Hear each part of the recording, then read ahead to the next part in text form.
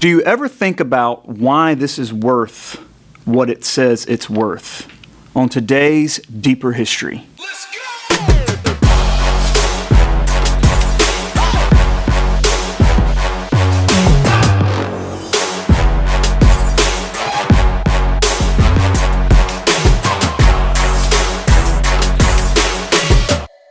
Today I'm here with Mr. Satcher and Mr. Bostic, and we are discussing the Federal Reserve. Okay, it's a very confusing topic.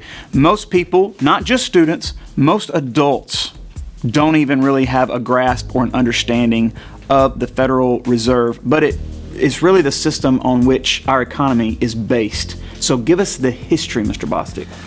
So if we just start with, we talk about money in early America, colonial America, and then they couldn't even decide then, Alexander Hamilton and different people couldn't decide if we should have a central bank or not. And so let's skip ahead to the more modern history, what kind of is more relevant to our time. We get to the 1890s and we're following the gold standard, and there's a big push, especially from your farmers, to use silver and gold, because it would put more money in circulation. And their thoughts were, if there's more in circulation, there's more in my pockets. If there's more in my pockets, I can pay back my debt easier. What they didn't realize is the value was being affected the entire time. And so they're pushing for bimetallism, but it doesn't succeed. 1896, William McKinley is elected president, and the populist movement, that whole farmers pushing for that, doesn't succeed. And it's not until you get into the progressive era, towards the end of it, right before World War I, that under Woodrow Wilson you see the Federal Reserve Act passed and go into effect in 1913. Now, explain the gold standard for somebody who doesn't understand what you mean when you say that. So up until this point, the money that was in circulation was backed by gold bars. So if I had a $100 bill in my pocket, like we showed earlier, there was $100 worth of gold.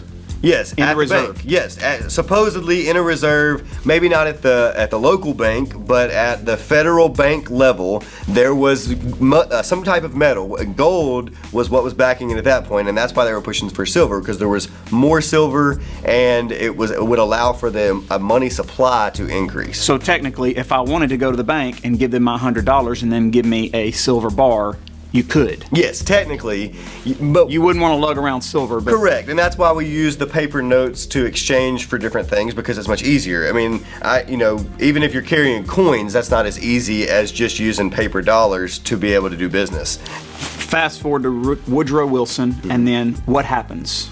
So under President Woodrow Wilson, they decide to make the money more stable.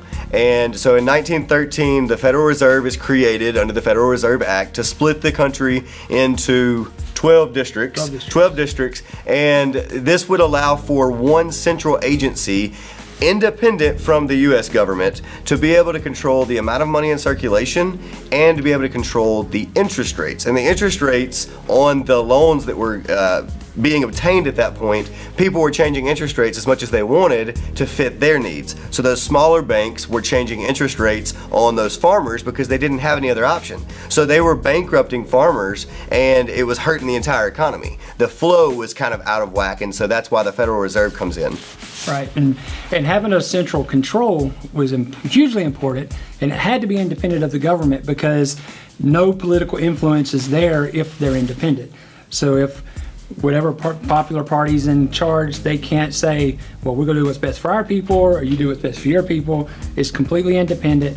Now, whoever's running the Fed does have to be appointed by the president, approved by Senate, but it's usually with much discussion before that happens. Okay, and we're getting into a little bit of a hairy situation in our political climate right now over this very thing, because it is in the current party's best interest that interest rates remain low. Correct. Because typically that helps the economy boom even more. Now, when the economy is doing well, typically the Fed will hike the interest rates a little bit, Right. because this is the way that we kind of balance our economy and the ebb and flow of things. Right. Yeah, we call it, when they're trying to slow down the boom, they call it contractionary policy. We call it tight money. I always tell my kids in class, imagine a banker holding the money in his fist saying, you ain't getting it if you ain't got good credit. Because they want to slow down the economy, because if it gets too good, we have inflation and it gets out of control and our dollar starts losing value. However, if they want to speed up the economy because we're going through a slump and, right now on the news you're hearing fears of a new recession is coming. Right. Because the media likes to hype stuff. So what they'll do is they'll kind of loosen up the money, lower interest rates so that more people can go in with not optimal credit, get that credit so they can expand business or to buy things, to purchase goods because consumers drive the economy. Once we left the gold standard, how does our money work? How do we keep it at that value? So in the Great Depression, we were still following the gold standard up until that point, and then we hit a point in history where money, it's so shaky. There's a massive bank run in 1929. Of course, the stock market crash, and the stock market crash didn't cause the Great Depression, but it spurred it forward. And you have this massive downfall of our whole monetary system, and money becomes worth really nothing because there's nothing back in the money. I mean, in 1931 or 1930 or 29, if a bank burned down, the money inside of it was not backed by anything. Right. And so if I hear that the economy is failing, or if I hear that something's going wrong, I'm going to literally take off running and go to the bank and get my money out, because I know with me, at least it's secure. At least it has some sort of value instead of something happening to it. Now, we move into a system, and I'm gonna let Mr. Satcher kind of touch on that, beyond the Great Depression, where it's not backed by gold anymore. Right. And just to piggyback on that, the Great Depression was a perfect storm. It was a bad situation, but you had the Dust Bowl, the famine, then you had the stock market crash, you had the bank runs, and anything that could have went wrong. And the Fed didn't realize the power it truly had. They could have implemented policies to stop the bank runs, but it was new. They didn't understand what was going on either. So once the bank runs occurred and the monetary system collapsed, the Fed implemented new guidelines. But where we're at now, you was talking about the fiat, right? Mm-hmm. Yes. Yeah, we moved past that silver standard. I guess what was that, in the early 70s? Early 70s, yeah. And now we're on a system called the Fiat System. And fiat literally means because the government says it has value, it has value. If you showed a $100 bill on the very front, you'll see there's a little stamp on it that says, this note is legal tender for all debts, public and private. That's what makes your money valuable, that statement. If that statement's not there, it ain't. And about the only security we have to back that these days would be the Secret Service, just making sure people aren't printing more of it. Right. Sure. And I guess, yeah, because counterfeit money is, of course, not worth anything, but it's only because it wasn't printed by the government. And I think that's, you think about the money, like you think about debt, student loan debt, or having a mortgage or something like that.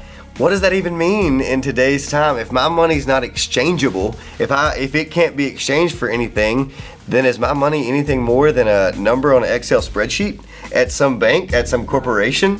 Right. So it's literally the power of our government. Absolutely. Wow. And how has China been messing with their currency? Because it kills us. We hear that all the time, that China's messing with their currency. Are they just printing money left and right? We don't ever know with China because they're so hush-hush on what they release out of their country that unless somebody's on the inside says, here's what's going on in China, we don't know if they're just printing extra money. But I do know that as far as our printed money, there's more in circulation outside of the United States than there is inside of the United States. And that's why it's hard for the Fed to control the money supply, because if people overseas are hoarding it and holding it and we not don't really spending know. it, then we don't know. But they try to keep it, and again, it's tough to do. But I guess they're hoarding it because it's worth more in most countries than their it is actual here. I know in China, several years ago, I mean, you've been to China, Right. I myself have been to China, and it was 6-1 when I went. So I 6-1 left with $150, Wow. and I had 900 Chinese dollars. Yeah, I think that's the right math. Yeah, I had 900, and so when I was there, I was buying a bottle of Coke for $2 of their dollars, and that's like 33 cents in America. Right. Yeah, my first experience in China was, I hadn't got used to the exchange rate, went to McDonald's, got 2 Egg McMuffins, just got off a 15-hour flight, and the girl said, 65. And I went, 65? And then I did the math in my head, I went, oh, that's $11. Okay. Right. But is it literally the power of our government versus almost the power of all these foreign governments and just like our status in the world is what controls those exchange rates to an extent? In some cases. I would think so. Okay. But, and it just depends. I guess that's the safest way to explain it. Right. Yeah. Okay. And we were talking off camera before we actually rolled film. Y'all said most countries we think are on this type of system at this point. Most monetary systems of the world are now fiat based because the population is growing at a rate that's almost out of control. So the money really, the gold literally would not be there. Well, and you think about inflation, we have, you hear your grandparents or you hear older people say, well, I used to get a stick of gum for a nickel. And my class hears me say this all the time. First off, why do you buy one stick of gum? But secondly, why was it only a nickel? And it's because of the power of inflation. But I think the issue is that we've inflated for so many years running, you can't go backwards. I mean, yes, there's deflation, but it's not at the same rate. And you think about our money and it growing, and now, I mean, going to the movies is $10 just for a normal movie. I mean, when I was growing up, you went to the matinee for $4.50. Right. And you want to? I was sharing this morning that I literally could go when I was a teenager. I'd take $10. I'd get in the movie, get popcorn, a drink, and have change. Wow. And that's Old people. So there you have it. Honestly, the Federal Reserve, when you see stuff about that in the news, it's going to have a direct impact on your life, whether you realize it or not.